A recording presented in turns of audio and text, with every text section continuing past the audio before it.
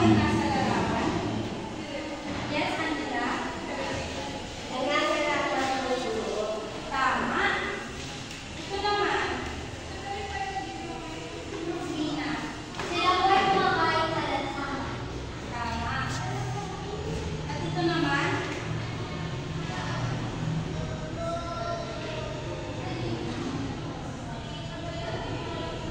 Ito naman ay nagsasalo-salo sila. At ang panghuli, Stephanie? Sasalo-salo sa isang pagkain. Tama. Ang mga larawan na ito ay nakakonektado sa ating tatalakayan. Mayroong mga salitang malalalim na matatalakay sa kwento. Ipapaliwanag ko ito para mas madali yung maintindihan. Ang una ay makikipagpanaya. Pakibasa. Angela? Pakikipagpagayan ay ang pakikipag-usap o pakikipagkarastasan sa isang kapwa upang magkaroon ng impormasyon sa isa't isa. Makikipagpanayam. Halimbawa na lang dito is pakikipag-usap mo sa iyong mga kaklase. Gusgusin. Stephanie.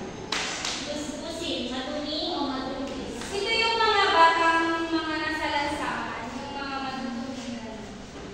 Tapos palat. Angela.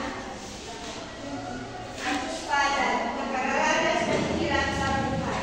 Ito naman yung mga wala na talagang panghahanap buhay. Yung na kumuha na lang ng mga pagkain sa kahabag-habag. Habang nagbibigay naman ng awa o simpatya sa isang tao dahil sa kanilang nakakalagayan, pagtulong o paghihirap. Ito naman habag-habag, di ba nagkakaroon ng mga bagyo, gano'n? Nagkakaroon ng baha. Taintig. Stephanie. Taimtim, taus-puso, walang pagkukunwari, daya, tapat o sinunod. Dito naman is taintig yung pagdadasal. Ang mga larawang pinakita sa inyo kanina at ang mga salitang ito ay konektado sa ating tatalakayin. Ngayon, ang ating tatalakayin ngayong araw ay tungkol sa kwento Tapos Palad. Pakibasa nga ako. Tapos pala. Ngayon naman ay magbabasa tayo ng kwento.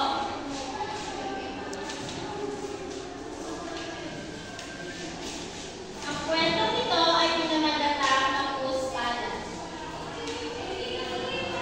Biyernes na umaga, gumising si Minda ng madalihan. Siya pala ay nakikipagpanayam sa bagong pinuno ng mga gwardiya sa kanilang paaralan. Mga bata, ano nga ulit yung makikipagpanayam? Tina, Pakikipag-usap o pakikipagkalastasan po. tama. Hindi na siya nagpatagal sa kanyang pag-aalisan. Ayaw niya dumating ng huli sa kanyang pupuntahan. Habang lumalabas ng tuloy-tuloy sa sakayan jeep, nilapitan siya ng isang gusgusin na tandang babae. Ano ulit ang gusgusin? Base sa mga bumigay na salita. Alicia, Teacher, madumi o madumis. tama. Nagsalita ng pakulong sa kanya na wali may hihingi. Pilit at matyaga niya itong inunawan. Humihingi ang matanda ng anumang maitutulong sa kanya. Pera, pagkain, o mga damit. Galing pa siya sa malayong lugar. Nasunugan daw sila at walang-wala kahit ano. Bagamat madali umalik siya sa kanilang bahay. Sinabi na kumpleto sa kanyang mami ang tungkol sa matandang babae. Nagbigay ng mabilisan sa kapuspala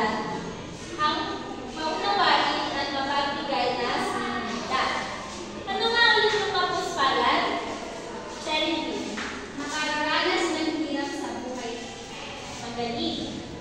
Mga damit, tuwalya, kumot at pagkain ay binigay niya ng taus-puso sa kahabag-habag na matanda. Ano naman ang taus-puso?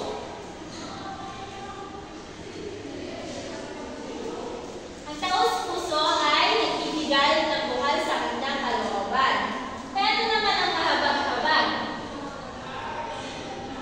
Lina. Sila po ay nakaranas ng masama sa kanilang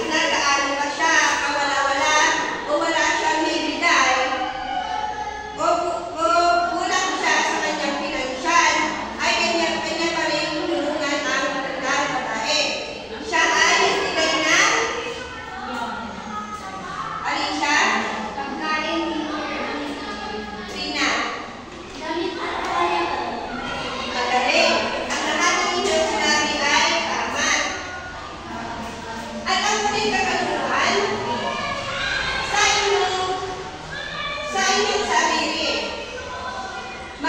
Sa inyong sarili, magagawa niyo ba ang ginawa ni Rita? Bakit? Rina? Kapag kaya kong tumulong, Ma'am Isay. Nagagalak ako at inyong naalala o naunawaan ang ating tinalakay ngayon. Kayo'y tumayo at bigyan nyo ng kahanap-hanap lang ang inyong sarili. Alam niyo ba kung paano gawin yun? Ako muna ang inyong layanin. 1, 2, 3. 1, 2, 3. Kahanap, kahanap.